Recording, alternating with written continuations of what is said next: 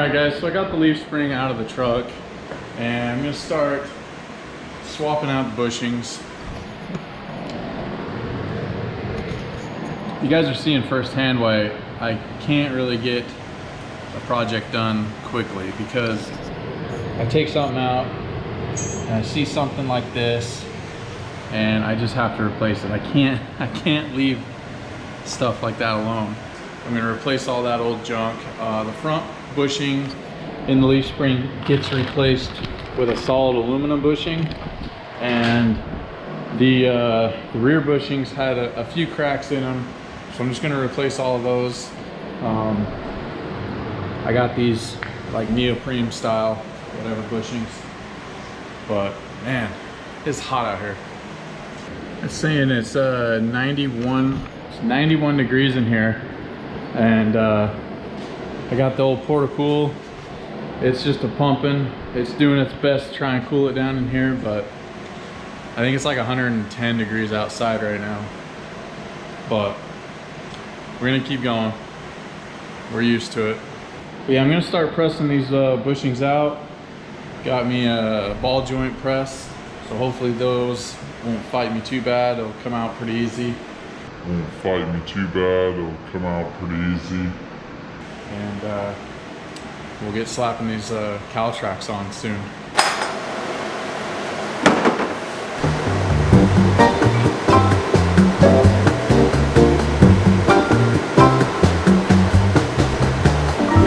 Alright, so I've already ran into my first issue.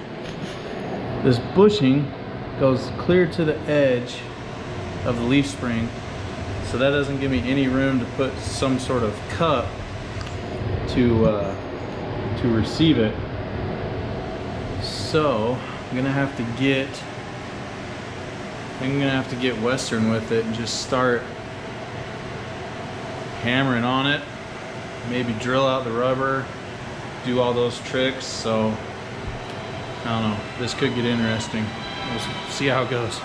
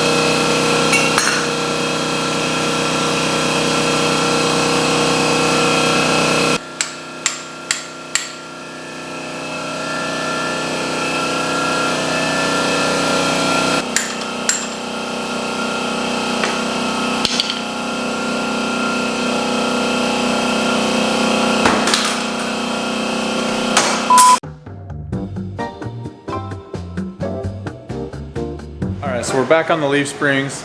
I went ahead, you guys saw me at the beginning of the video fumbling around trying to get those bushings out with my ball joint press.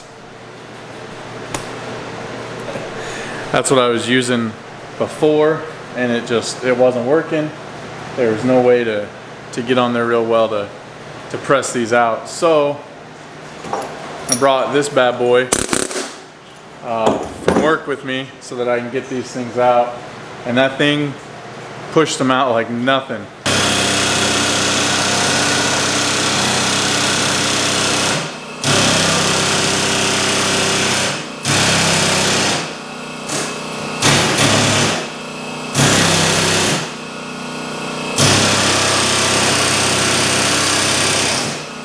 Got this bushing in, all greased up, ready to go. That's for the rear.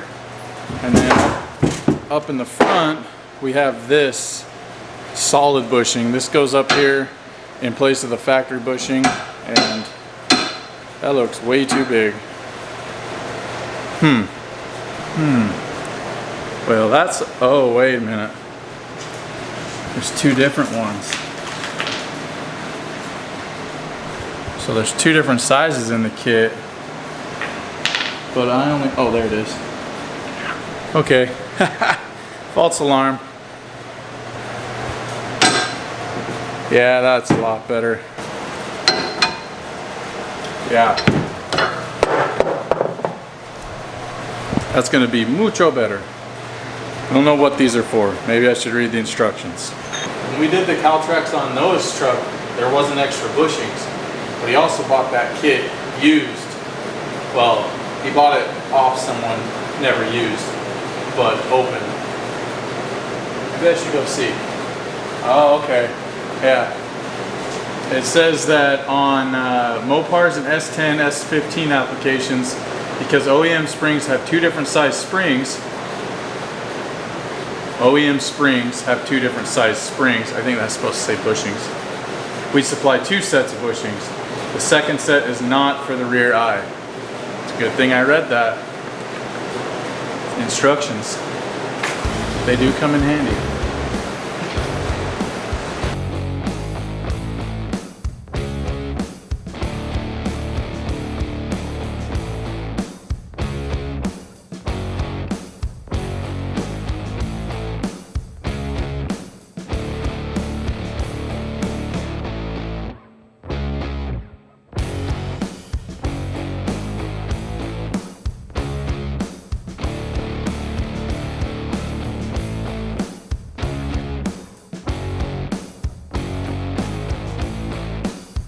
That whole time I thought I had a sliver in my shirt. Something was poking me in the side that whole time, and it was bugging me. Turns out it's just I got a freaking scab or cut on me. That's what it is. And it's just like stinging every time my shirt touches me. I've been sitting here looking in my shirt for like 20 minutes trying to find a piece of wood or a piece of metal. The whole time it was my skin. I forgot. I was gonna look at these shackle bushings while I was under here, because I'm sure if those leaf spring bushings are that dry rotted, that shackle bushing's going to be too.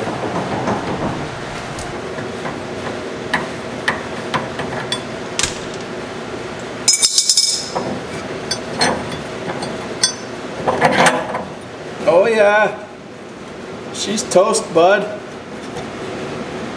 Alright, well, guess I'll get the old air hammer down here and start knocking this one out too. Yay.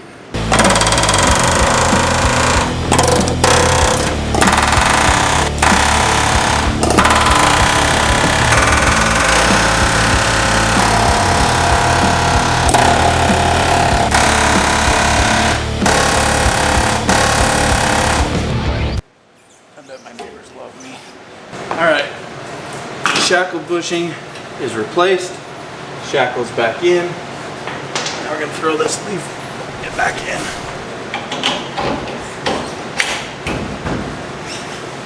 So, slip the leaf spring through here, and then this pin goes through both. Come on. This is really hard to do laying down like this. There we go. That's all the way through there now.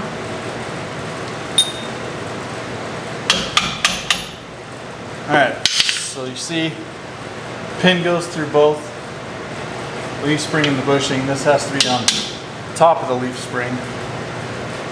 And then it just goes up and in here like normal.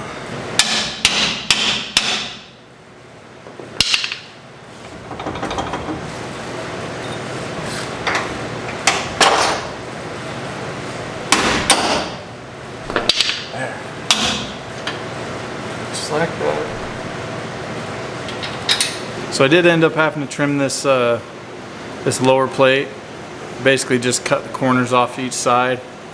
That gave me the room that I needed for my wheel. It's super tight, but it's gonna be just fine. So now, oh, I also cut off the old bump stop. It was still there, part that's welded to the frame. There it goes that way. Man, my focus is terrible right now. Anyways, got that cut off. I still need to come back and clean it up and then touch it up with some paint. Same with this down here. Come back and touch it up with some paint. But got everything in.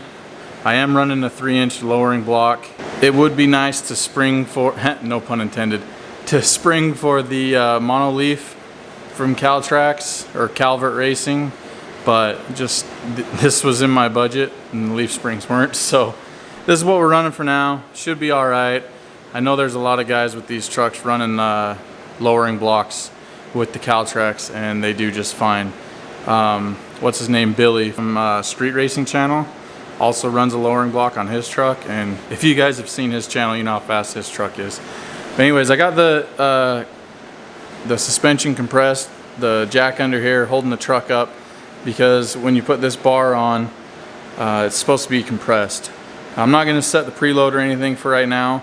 I'll do that later when I'm driving the truck, but for right now I'm just going to get the bar in and just kind of get a baseline. One of these should be right-handed thread and one should be left-handed. That way you can adjust the bar. So it's a little easier. This is right-handed.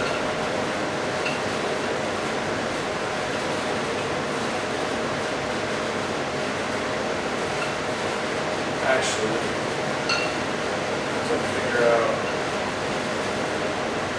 which one this goes. Oh, gold is left-handed. Gold nut is left-handed. Yeah, it is left-handed. There we go. Actually, we got this messy stuff. Put a little anti-seize on here because you wouldn't want these to seize up on you. So I always like to put anti-seize on these kind of things. Anything I plan on adjusting or removing in the future. I know it's all messy and we don't hate it, but man, it's left-handed. It sure does. Sure does make it nice years down the road when it just comes off. So,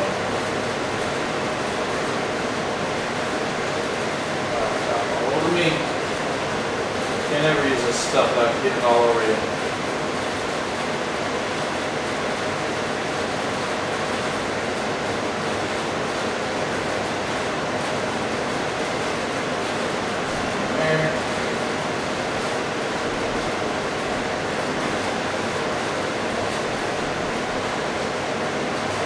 Oh my gosh, it's all over me.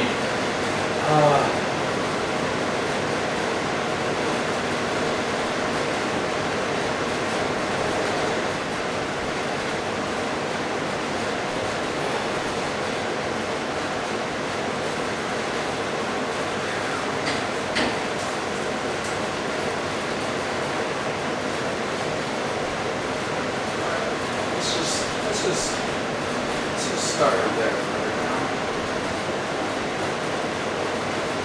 Almost out somewhat even.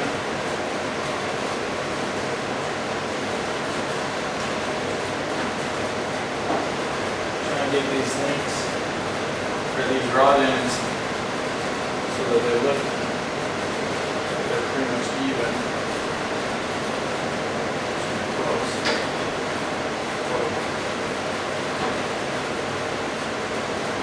And then just adjust it to this.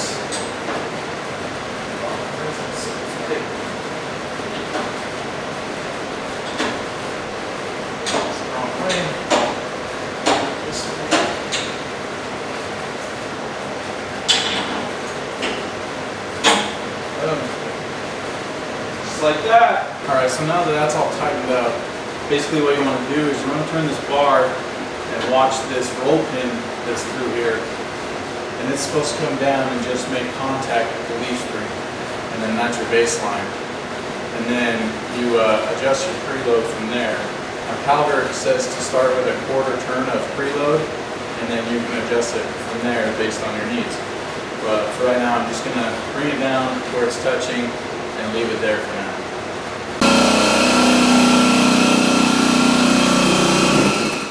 Trying to film over here. All right, so got that all adjusted and everything. And the last thing I was doing is putting the shock on. And I don't know what's up with the shock mount and why it's so wide here. I don't know if I'm missing something, some spacers or what, but I don't know. There's nothing in the instructions about it either.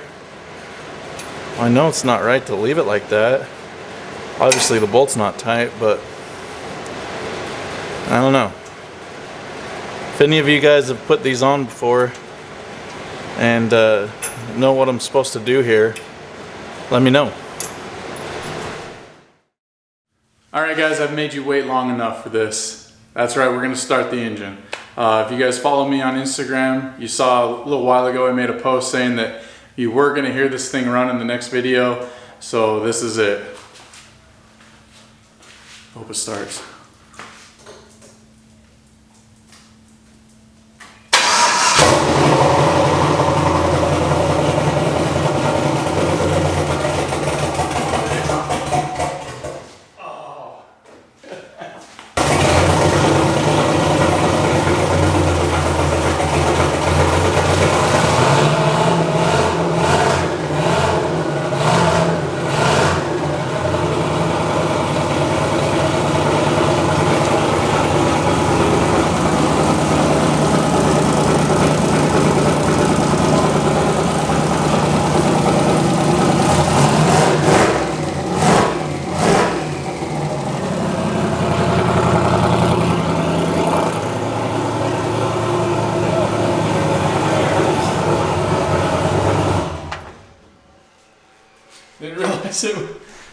Didn't realize it was in gear.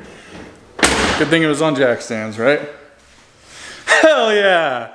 Alright guys, that's all I got for today. If you guys want to see more of that, hit that subscribe button. We'll see you on the next one.